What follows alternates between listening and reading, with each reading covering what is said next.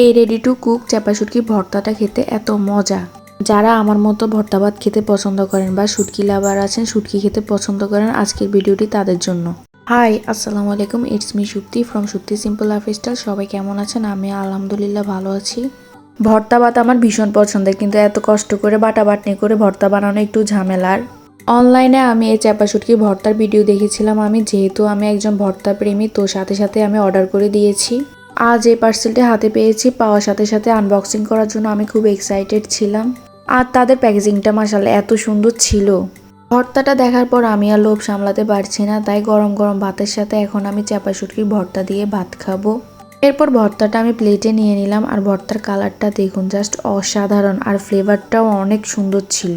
এটার গ্রেভিটা দেখেন, যারা শুটকি লাভার আছেন তারা আসলি পেজ থেকে একবার হলেও এই চাপা শুটকির ভর্তাটা ট্রাই করবেন। মাশাল্লাহ মাশাল্লাহ মাশাল্লাহ, ভর্তাটা এত দারুণ ছিল যা বলার বাহিরে। ভাই, এই ভর্তাটা পুরাই আমার মা নানির হাতের ভর্তার মতোই।